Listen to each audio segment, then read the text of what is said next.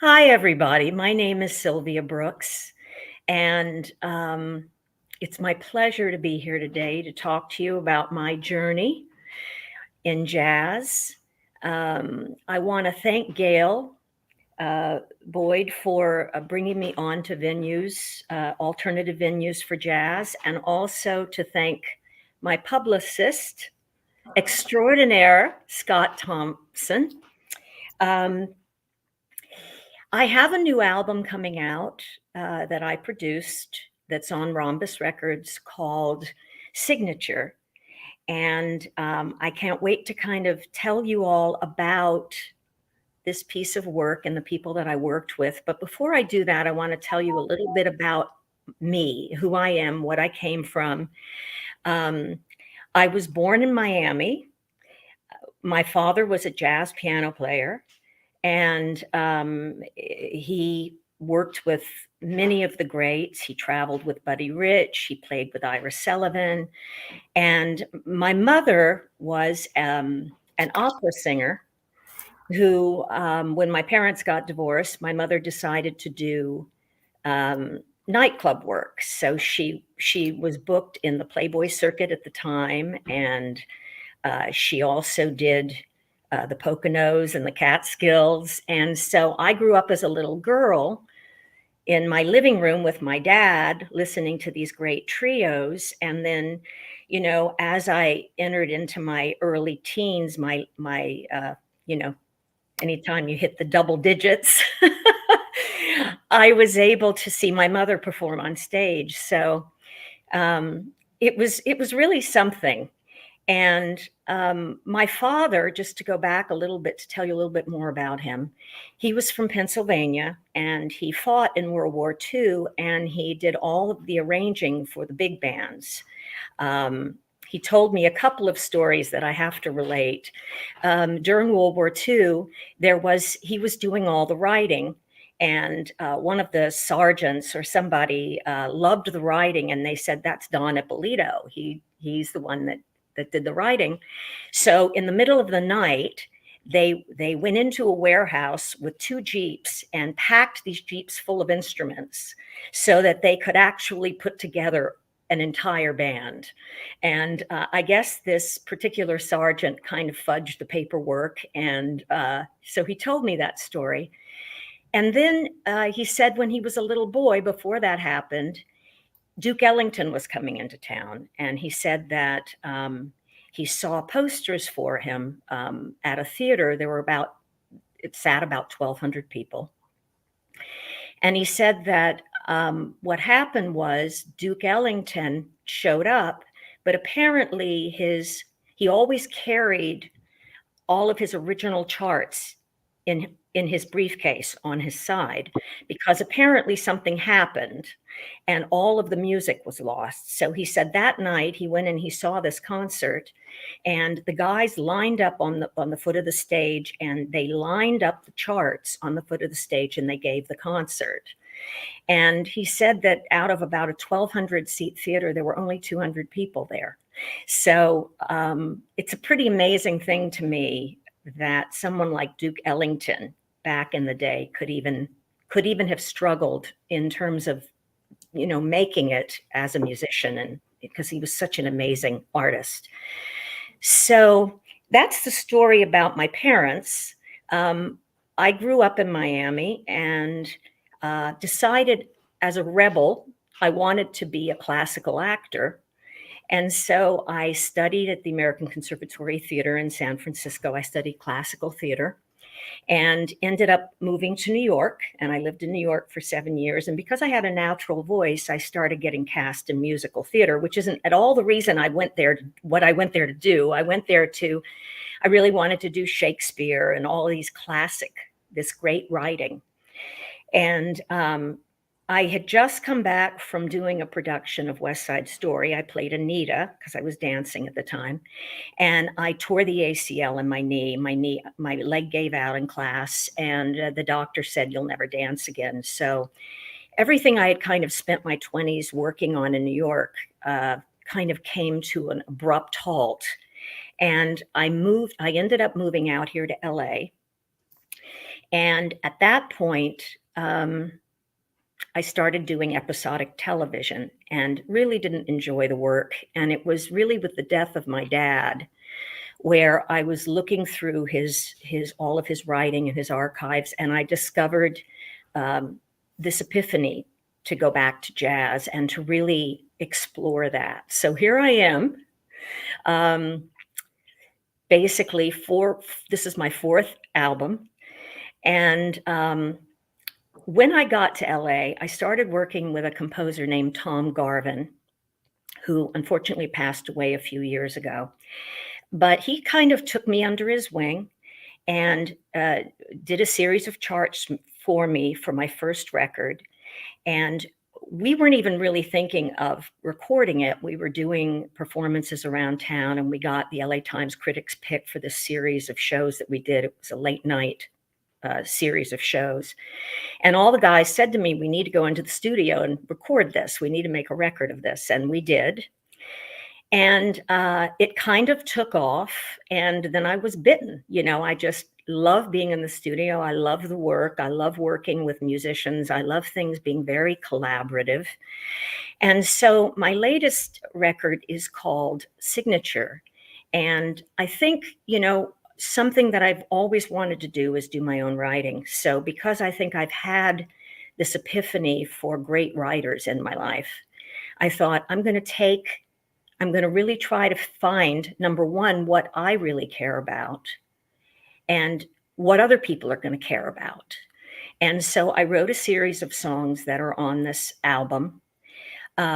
We recorded it at Dragonfly Creek Recording Studios in Malibu. And I have another really interesting story to share about that because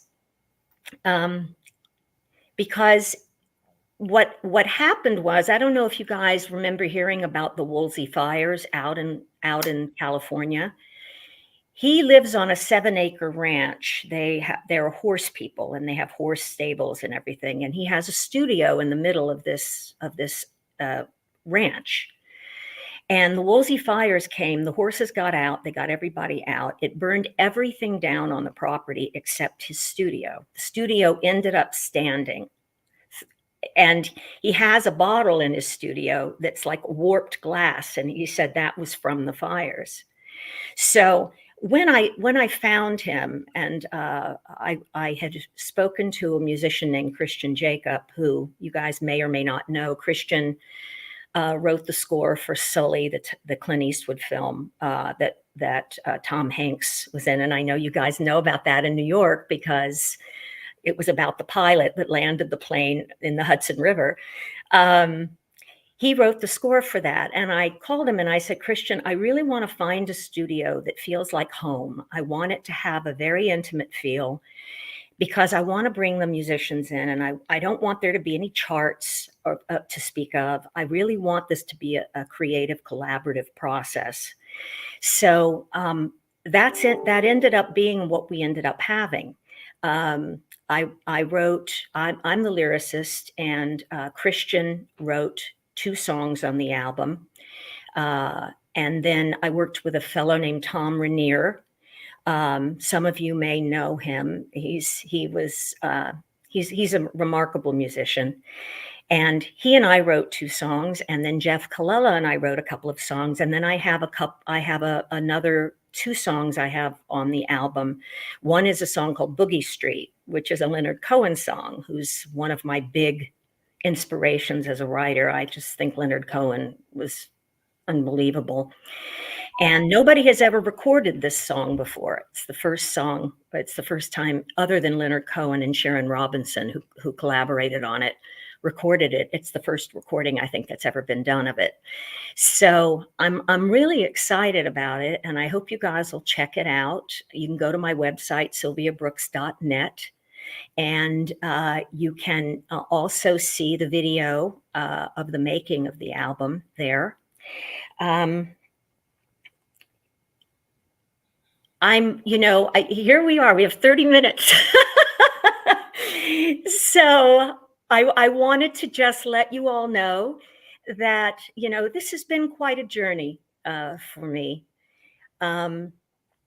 I know that there are younger musicians trying to figure things out and understand what their voice is, who they are.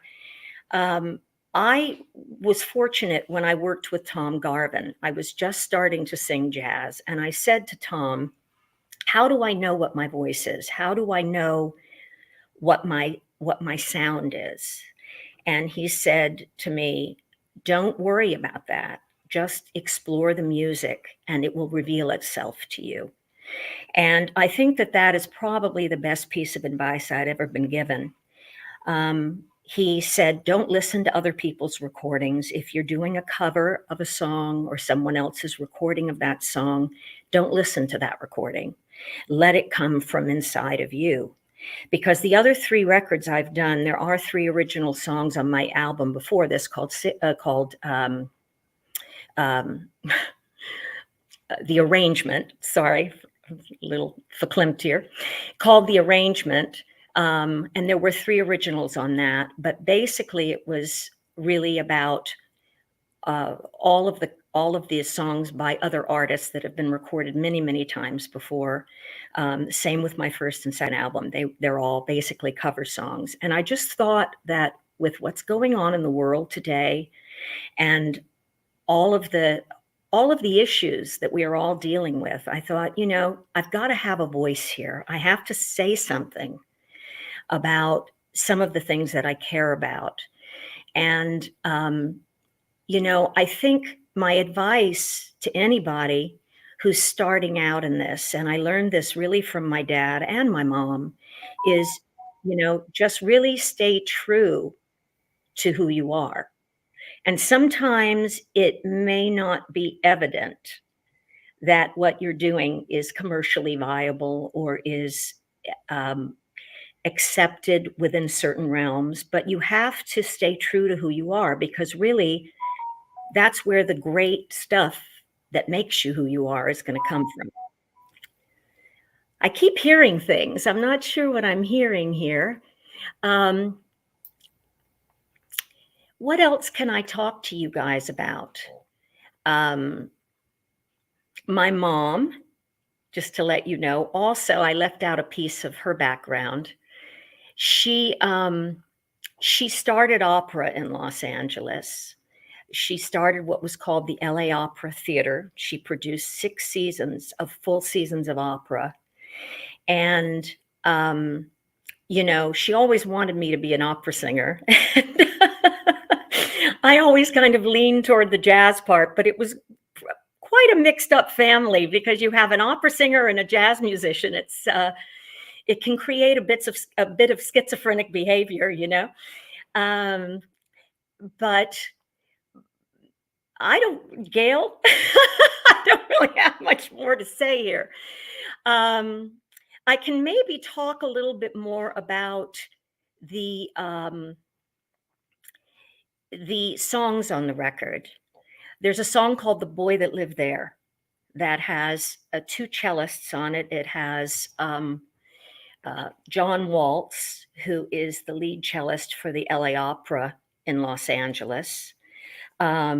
I have, Red Velvet Rope is an autobiographical song that I wrote about growing up in Miami and all the craziness that was going on down there. I don't know how many of you have ever been to Miami, but it was kind of crazy back in the day. And then I have a song called "Over and Done," which is about having your heart broken in love, where you don't really feel like if you had done something differently, it might have worked. So that's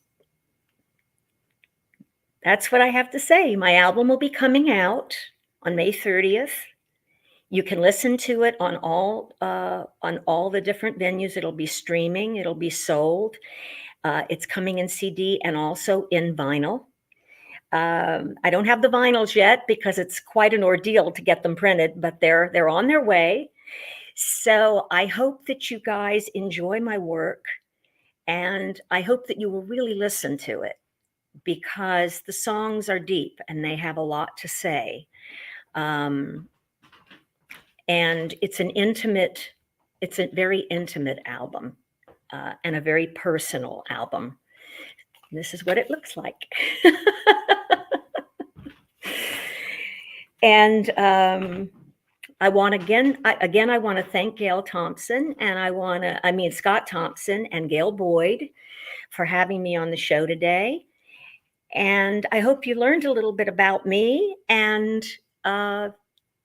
feel free to reach out to me if you have any questions. Let me see. Somebody said the pandemic had a huge effect on the music business. How did you work through it? Well, you know, what I did during the pandemic, that's when I really worked on all the writing of the album. I was really depressed, as a lot of people were, because you felt like you had no life. And I'm a very social person. I love to go out. I love to, I love to have fun. And I felt very stifled. And I thought, I'm going to take this energy and I'm going to put it into my writing. And so out of that, that is really what grew out of this album grew out of that.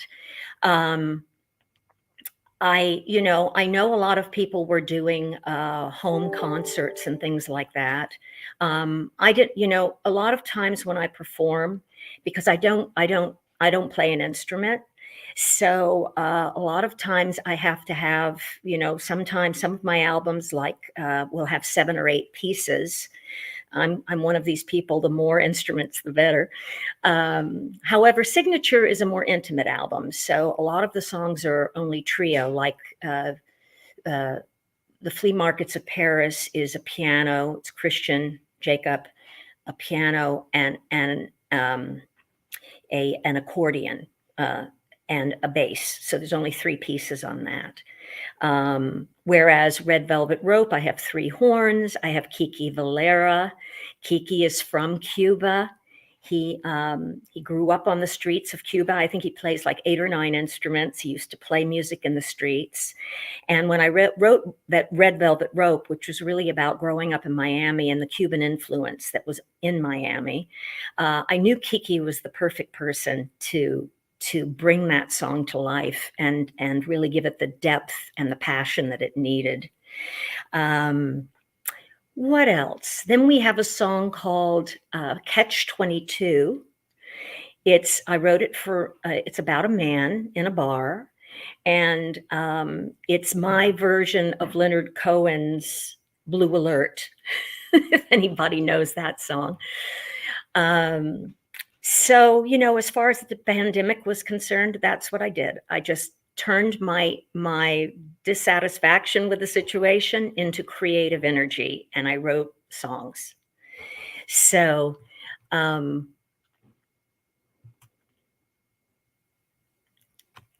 guess that's it, Gail. I don't know where we're at with this, but I think I've basically said everything I have to say. Thank you so much for having